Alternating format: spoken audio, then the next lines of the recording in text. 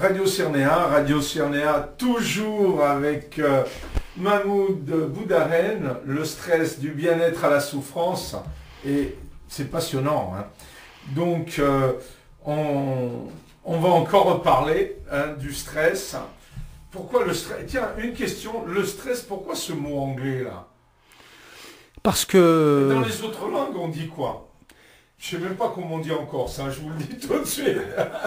c'est le stress. C'est le stress. Le stress, il n'y a pas d'autre mot. Il n'y a pas d'autre mot. Il n'y a pas d'autre mot. La personne qui a... En fait, c'est un mot qui vient de la physique des matériaux, ça, hein. Ah d'accord. C'est la médecine se l'est appropriée et lui a donné du sens. Parce qu'il y a un monsieur qui s'appelle Ancelier, qui était un médecin hongrois, qui vivait au Canada. Et c'est lui qui a commencé à parler du stress, à étudier le stress. Et quand il a commencé à dire que le stress est l'interface entre l'environnement et la vie et l'individu, dans sa vie psychique et sa vie biologique, les médecins rigolaient de lui. Bien sûr. Ils le prenaient pour un original, un illuminé. Et aujourd'hui, c'est le maître mot, il est au cœur de la pathologie, quelle qu'elle soit, pathologie physique ou même psychique. Dans toutes les langues, voilà. c'est le mot stress. C'est incroyable. Ah oui, on en parle systématiquement parce qu'il est dans notre vie. Le stress, c'est la vie. Ah oui. Voilà. Ancelier, ce monsieur disait le stress de la vie. Il disait le stress de la vie. Moi, je dis que le stress, c'est la vie. Voilà. Le petit homme, très bien. Quand il arrive en seconde, qu'est-ce qu'il fait? Il se met à crier. Oui. C'est déjà un stress. Oui. Donc j'invite nos auditeurs, s'ils veulent aller plus loin, de prendre le livre du docteur Boudarène aux éditions Apopsis. Il suffit de taper sur Internet et de commander le livre. Donc on va continuer notre dialogue et on va parler du stress après un traumatisme. Alors ce traumatisme, ça peut être tous nos contemporains l'entendent parler à la radio, à la télévision, le terrorisme, une guerre civile, un enlèvement, et nos sociétés sont faites de violence, beaucoup plus qu'autrefois. Même si on prétend que l'Europe c'est la paix, si on compare sur la longue durée la vie des Européens aujourd'hui et au XVIIIe siècle, on verra bien la différence. Oui. On voit ça même dans les arts. Si on pense à la belle époque, les mêmes individus pouvaient aller aussi bien à l'opéra, qui était considéré comme un art noble, qu'à l'opérette, qui était considéré comme une distraction pour le bas peuple. Et d'ailleurs, les pseudo-élites proclamées d'aujourd'hui méprisent profondément le théâtre de boulevard ou l'opérette. Or, à la belle époque, le public était très mêlé. Donc, on peut très bien faire une analyse des phénomènes artistiques, littéraires, en partant de votre grille d'analyse. Que pensez-vous? Oui, si on considère que ce genre de choses, la créativité ou les créations populaires constituent des sources anti-stress. On peut effectivement, bien sûr, chaque fois qu'on est dans une situation où on crée, parce que vous savez, je vais être un peu caricatural, tout est dans la biologie. Aujourd'hui, nous savons comment le dialogue se fait. Vous savez, quand les personnes se retrouvent, quand les personnes échangent, quand des amabilités, quand les personnes rigolent ensemble, quand les personnes se touchent, quand les personnes créent des liens entre elles, elles fabriquent une hormone qui s'appelle l'ocytocine. Oui, cette hormone-là, pardon. La seule chose qui me fait peur dans ce que vous me dites... Non, attendez, je vais relativiser ce que je vais dire. Hein. Il ne faut pas que ça vous fasse peur. C'est pas le tout biologique. Hein. Je veux simplement vous dire qu'il y a un certain nombre de choses qui se passent qui peuvent trouver une explication dans la biologie et qui peuvent nous amener à multiplier au contraire ces moments d'émotion ou ces moments d'échange entre les individus. Parce que quand on sait que le fait qu'on se regarde, qu'on rigole ensemble, qu'on se touche, qu'on se dise des choses gentilles, qu'on crée des liens, on fabrique cette hormone-là qui nous apaise et qui nous amène à multiplier, qui nous encourage à continuer à créer des liens. Et c'est ça qui est fondamental. Et on sait donc que notre comportement quotidien, notre façon de nous conduire dans la communauté, dans le groupe, nous modifie profondément. Quand on modifie notre environnement nous modifie aussi. Et c'est ça qui est indispensable, c'est ça qui est important. Mais il ne faut pas avoir une vision matérialiste. Je ne crois pas personnellement à la sociobiologie. On n'est pas déterminé uniquement par des réactions chimiques. Je vais vous citer une phrase d'un vieux païen, mince agitat molem. C'est l'esprit qui agit la matière, Oui. qui meut la matière. Oui, bien sûr. Je suis d'accord avec vous, entièrement d'accord. J'ai pas dit que c'est les hormones qui nous. Mais Je dis que. Mais il y a une tendance. Non, pas du tout. Vous avez certains livres qui développent cet aspect. Non, pas du tout. Pas du tout. Non, pas du tout. Moi, je vous parle de ce que je dis, moi. Hein, Oui, et de mes lectures. Je ne parle pas de vous, mais je parle de livres sur le marché. Je ne veux pas donner de nom, mais même Lorenz.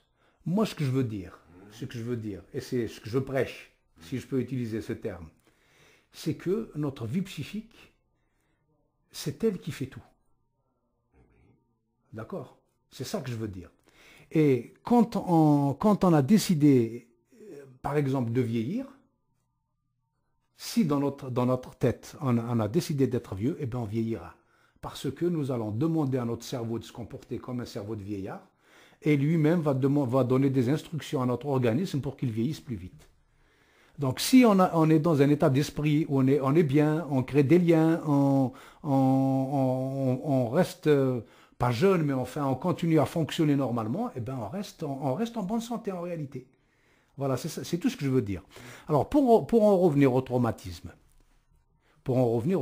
psychique, aux événements graves, aux attentats terroristes, aux accidents de la circulation graves, chaque fois que l'individu est confronté à un événement hors du commun et qu'il est confronté à la mort, il peut développer ce qu'on appelle un état de stress post-traumatique.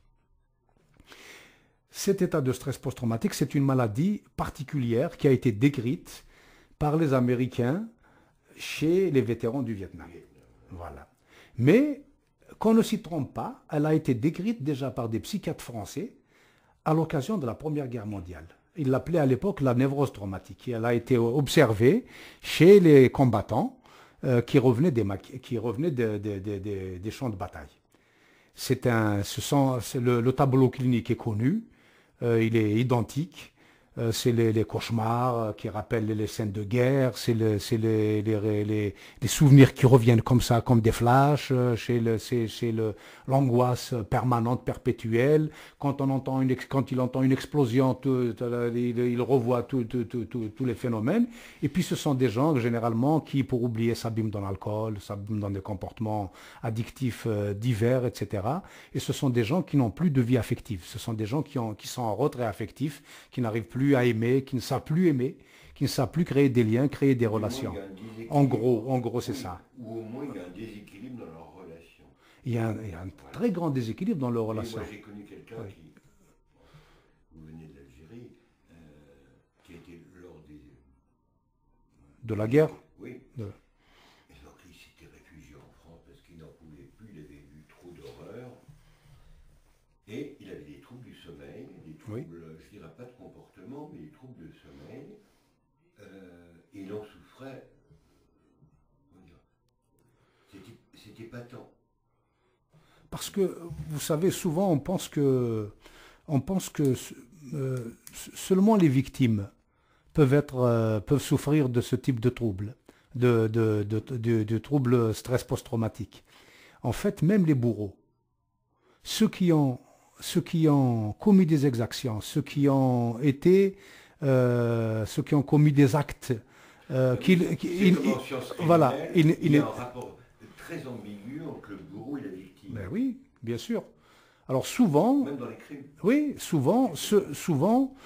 ceux qui ont commis des, par exemple, il y a des personnes qui, dans leur métier ou dans un conflit de guerre par exemple, étaient obligés de commettre des- de commettre des meurtres des exécuteurs. Voilà, les exécuteurs, parce que souvent, et ça existe dans les conflits. Bien souvent, ils sont drogués avant. Pas toujours, mais oui, ça peut arriver effectivement qu'on fasse monter, par exemple pour les militaires, parfois on les fait monter, on les envoie au champ de bataille parce qu'ils sont angoissés, ils ont peur, etc. On les anesthésie un peu en leur donnant des produits, des psychotropes ou de l'alcool ou des choses comme ça pour inhiber l'angoisse qui les envahit, qui les paralyse. Mais ce que je veux dire en parlant des exécuteurs, c'est que le traumatisme est d'autant plus important quand ils exécutent une personne qu'ils ne connaissent pas et qui ne leur a rien fait. C'est-à-dire qu'ils n'identifient pas comme un ennemi. Ils se disent, au fond, pourquoi? C'est une personne anonyme et cette personne ne m'a rien fait, pourquoi est-ce que je dois l'exécuter? Alors qu'il a reçu l'ordre de le faire. Et ça, ce sont des situations qu'on a souvent observées chez les gens pendant la guerre d'Algérie, chez les militants du FLN, quand on leur demandait d'exécuter des personnes, des Algériens qui n'adhéraient pas au projet du FLN. Vous souvenez qu'il y avait le MNA, enfin il y avait les deux factions, les deux camps.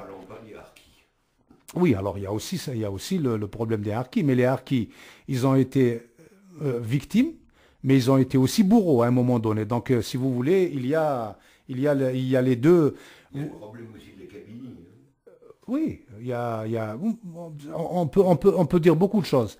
Mais, oui, on peut donner beaucoup d'exemples. Mais le traumatisme, ce type de traumatisme-là survient même quand il y a une prise d'otage. Moi, en Belgique, par exemple, j'ai eu l'occasion de travailler sur des personnes qui étaient des prises d'otages, des gens qui ont été pris en otage, ou des facteurs qui ont été agressés pour qu'on leur vole des agressions de facteurs comme ça. Que pensez-vous de ce qu'on appelle le syndrome de Stockholm? Oui, alors le syndrome de Stockholm, c'est quelque chose qui est un peu particulier. C'est une complicité entre le bourreau et la victime. Je ne sais pas si on peut parler de bourreau et de victime. Moi, je pense que ce sont des personnes elles sont victimes parce qu'on les a enlevées. Mais en fait, une fois qu'elles sont enlevées, elles ne subissent aucun sévice, aucun préjudice moral ou psychologique et elles ne sont pas agressées. Non, on peut penser par exemple un enlèvement en France qui a défrayé la chronique à un moment, l'affaire du baron Rampin.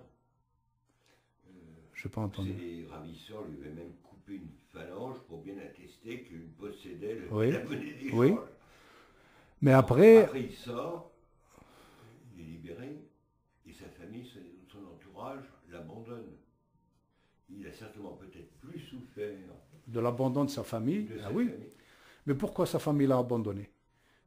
Je ne connais plus l'histoire dans les détails. Il y a certainement des problèmes financiers en jeu. Parce que le syndrome de Stockholm, il est bien clair, il est bien défini. C'est quand la personne qui a été enlevée adhère au projet politique des ravisseurs. Ou au projet politique quand c'est un projet politique. Et que cette personne-là n'ait pas subi de sévices, qu'elle a été correctement traitée, etc. Voilà, c'est ça le syndrome de Stockholm. Un conditionnement psychologique. Non, on ne parle pas de conditionnement psychologique. Je vous donne la définition du syndrome de Stockholm. Hein. Mais ça peut arriver aussi un conditionnement psychologique des gens qui sont enlevés. Alors ce n'est plus syndrome de Stockholm. Non, on peut l'appeler autrement. Voilà. On peut manipuler les gens. Voilà. Oui, bien sûr. Bien sûr. Oui, bien sûr. Et, encore que je ne crois pas beaucoup au lavage de cerveau. Mais bon. On peut dire qu'il peut y avoir effectivement des personnes qui sont influençables, on peut les influencer. Il y a eu des cas, que ce soit en Extrême-Orient, dans notre pays, où des militaires ont changé de camp après un lavage de cerveau. Moi, je vous dis, je ne crois pas beaucoup à cette histoire. Quand quelqu'un change de camp, c'est parce qu'il a... Un exemple qui est limite. Le nom va me revenir. Ah, il m'échappe. C'était un responsable de l'Okrana, donc la police secrète tsariste. Oui. Il était en même temps... Azef, voilà, c'est merveilleux. Il était en même temps un des hauts responsables des gens qui mettaient des bombes. Il était des deux côtés. Il manipulait à peu près tout. C'était un agent double. Un agent double, mais comme on l'en voit très peu. Non. Mais il était capable de retourner les gens.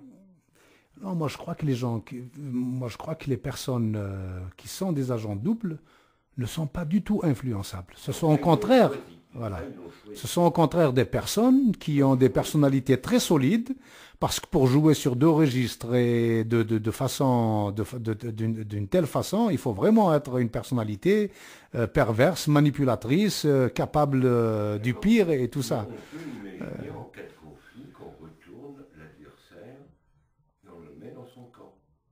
Vous avez des techniques de manipulation. Oui, bien sûr, il y a des techniques de manipulation, mais je ne pense pas qu'il y ait qu'on puisse faire un véritable lavage de cerveau, quoi. C'est-à-dire qu'on puisse enlever les idées de la personne et lui en mettre d'autres.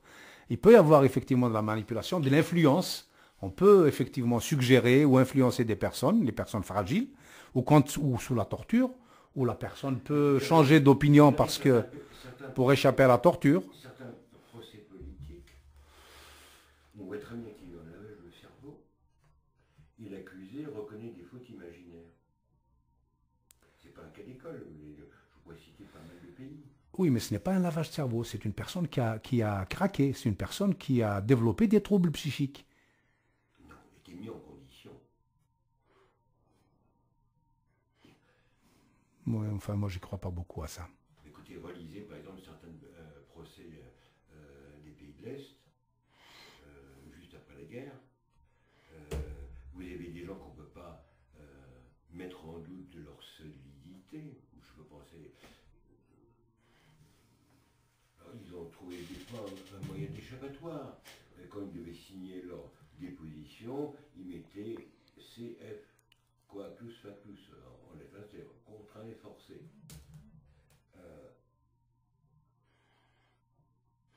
Oui. Bon, revenons à votre art, Moi, à votre pratique médicale. Moi, je voulais... Oui. Quel est votre rôle en tant que psychiatre face à des victimes de violences, guerre civile, et cas très particulier, des viols des femmes, qui devient aujourd'hui, malheureusement, une arme de guerre.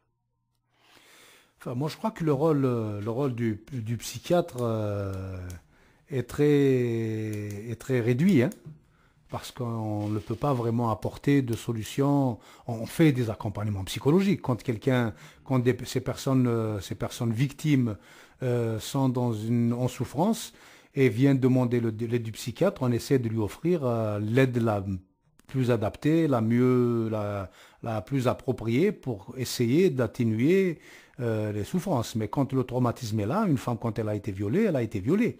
Et je crois que le problème, il y a le viol, mais il y a aussi le regard des autres sur la femme violée. Et dans nos sociétés à nous, souvent, ces personnes sont regardées non pas comme des victimes, mais quelquefois comme des complices.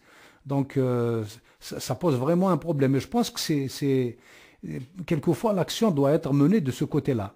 Et le psychiatre ou le psychologue ou le médecin est très à les mains liées de ce point de vue. C'est-à-dire on ne peut pas agir sur la société, encore que, tout à l'heure je vous disais que notre action devrait être systémique, holistique, et systémique, c'est-à-dire qu'il faut essayer d'accompagner la personne dans son foyer, dans sa famille, essayer d'expliquer aux parents, essayer de réduire toutes les... On peut imaginer, moi, j'étais confronté à des cas de ce type, par exemple, des filles qui n'ont pas connu leur père. Elles en souffrent. Mais elles peuvent arriver à se reconstruire.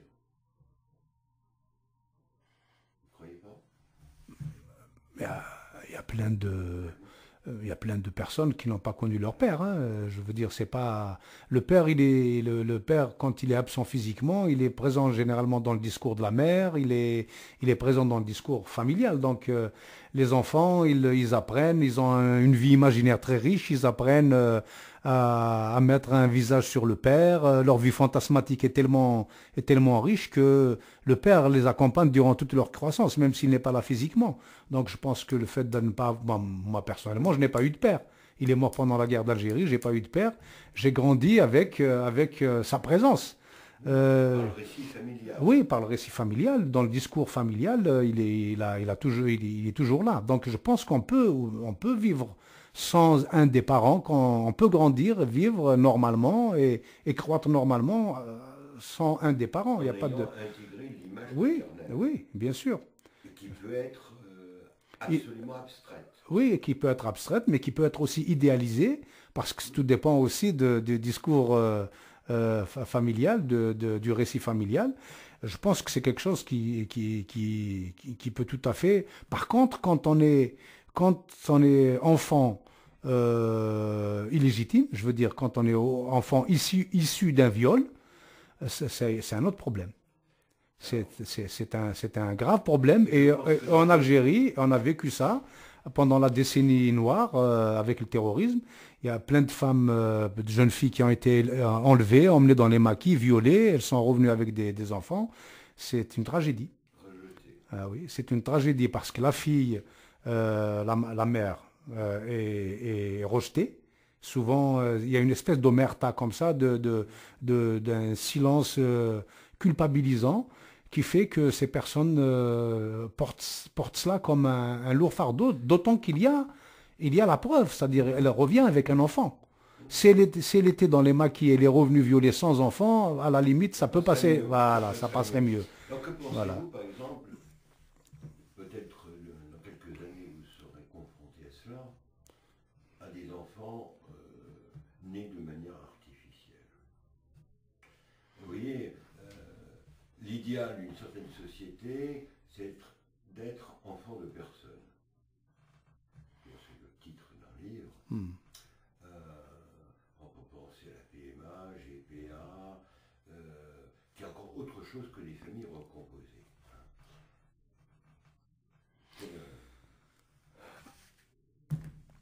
Moi, je pense que ça va être un vrai problème. Parce que... mais vous savez, ça encore... Voilà je ne sais pas si je peux appeler ça une erreur sociale ou sociologique ou sociétale. Je ne sais pas si c'est une erreur d'ailleurs. Mais nous sommes dans une situation où, effectivement, on dénature un couple. Un couple, c'est un homme et une femme. Ça a toujours été comme ça. Et un enfant est issu biologiquement. Théoriquement. Comment? J'ai dit théoriquement. Voilà, théoriquement, il est. Dans une société où le désir individuel est une source de droit, sous le prétexte que mon droit personnel ne laisse pas le voisin. Donc je suis libre de tout. Je peux très bien, même si je suis un homme, dire non, qui vous permet de dire que je suis un homme? Non, je suis androgyne. Alors, je suis une femme en devenir. Alors on brouille les repères. Alors je vais vous dire moi ce que je pense de ça. Moi je pense que la médecine ne doit pas être mêlée à ça. C'est-à-dire quand on est médecin, on ne doit pas se mêler de ce genre de choses. La médecine est faite pour aider les personnes en souffrance, qui souffrent. Et je vais vous citer un exemple. Quand j'étais en Belgique, j'ai travaillé avec des personnes qui faisaient partie d'une commission qui validait les changements de sexe. Alors il y avait un endocrino, un gynéco, un psychiatre, des chirurgiens. Donc quand une personne demande à changer de sexe, le chirurgien les envoie alors chez le psychiatre, chez l'endocrino pour qu'ils puissent se préparer. Et puis un jour, j'étais dans une réunion comme ça, sur ma thèse de stress. C'était l'endocrinologue et le psychiatre étaient dans mon jury de thèse. Donc on discutait de ce genre de choses, et puis je leur ai posé naïvement, moi je leur ai dit, mais enfin, qu'est-ce que la médecine a à voir là-dedans? De quel droit vous décidez qu'une personne peut ou changer de sexe ou pas? De quel droit? Et ils m'ont regardé, ils étaient un peu surpris, je leur ai dit, moi je suis... je leur ai dit, moi je suis médecin, si quelqu'un veut changer de sexe, ce n'est pas à moi de décider s'il veut changer de sexe ou pas. Moi, je soigne les gens qui sont malades. Je veux dire, on mélange le métier de médecin avec la sociologie. Moi, je pense qu'on n'est pas dans notre objet. Mais certainement, vous aurez des patients certainement abîmés par la PMA, la GPA, les théories du genre. Imaginez un adolescent. Je ne sais pas si c'est un garçon, une fille. Donc, il n'y a plus de repères, de normes objectives et plus de nature. Oui.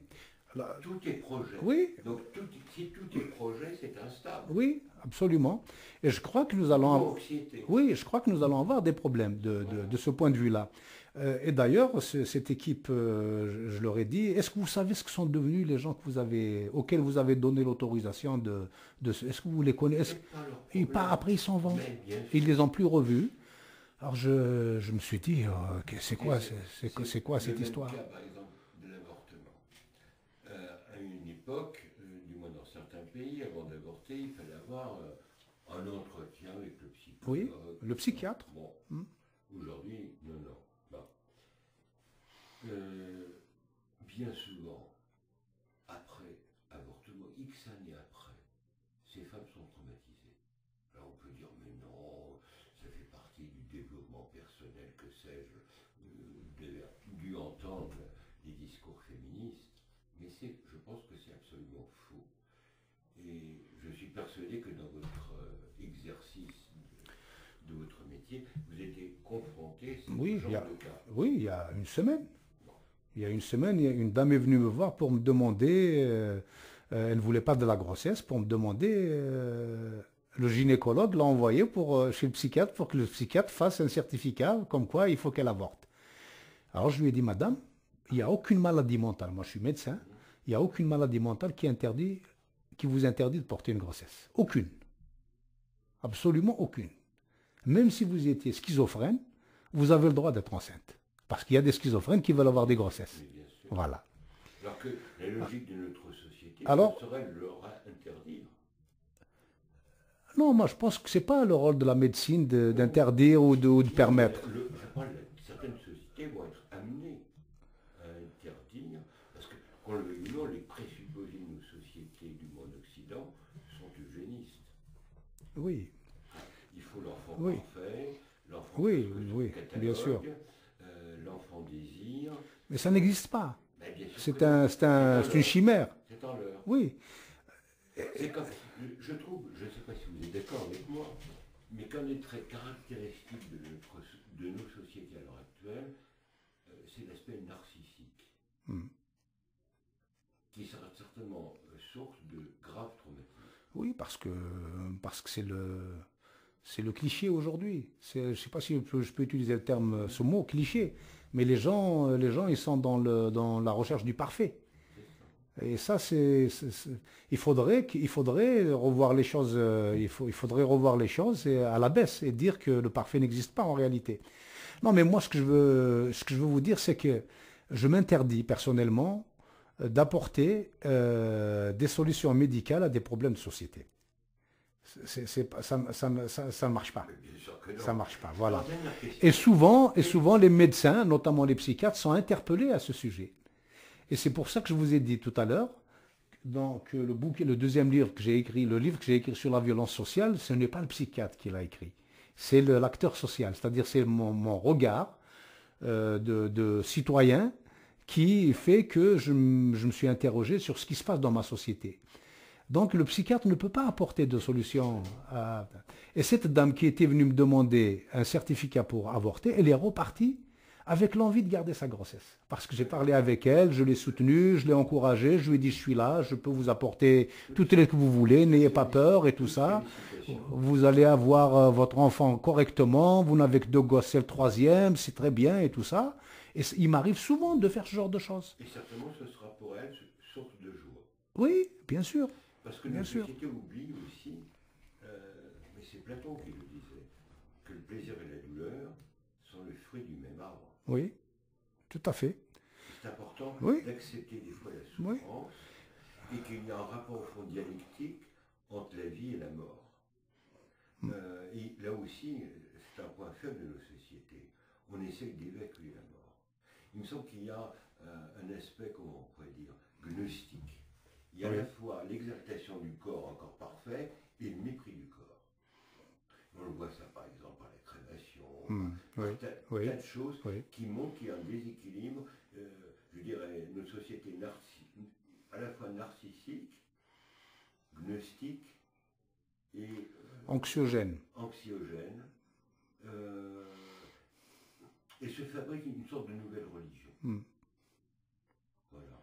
Après, vous savez, quand on suscite la souffrance chez les personnes, parce que le climat aussi ambiant, c'est comme, on parle de grossesse et d'avortement, c'est comme les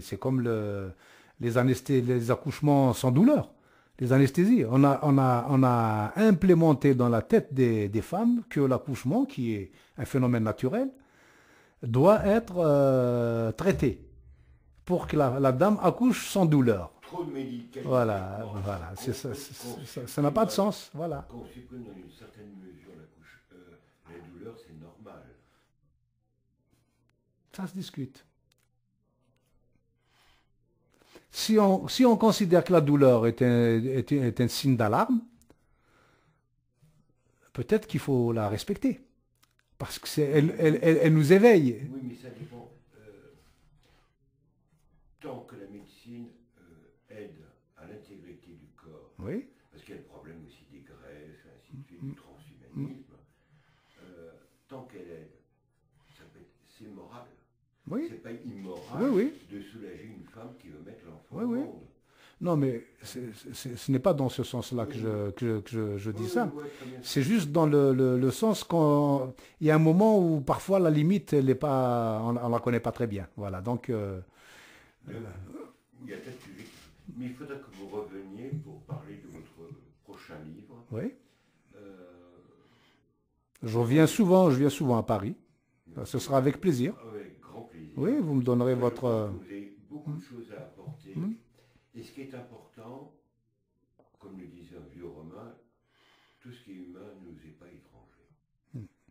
Donc, vous venez d'un pays de la Méditerranée, et que vous le vouliez ou non, vous avez été marqué par Rome.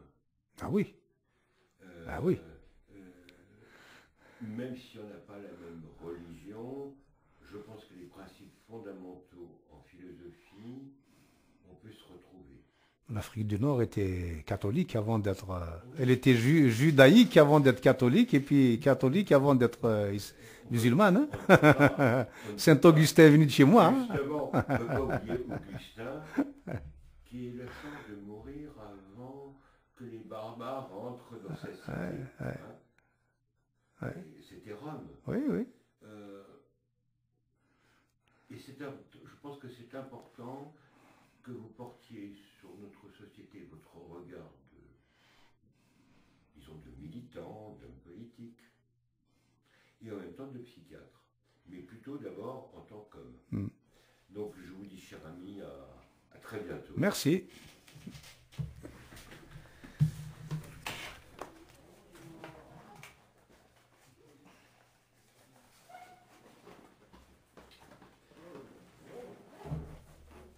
Il n'est pas à moi, c'est à vous. Merci. Merci frère Thierry, merci pour ce stress. Hein. Vive le non-stress, c'est ça. À très bientôt, Radio Cernéa vous dit à très bientôt. Donc, sur je vais vous donner notre antenne. C'est pas passé là.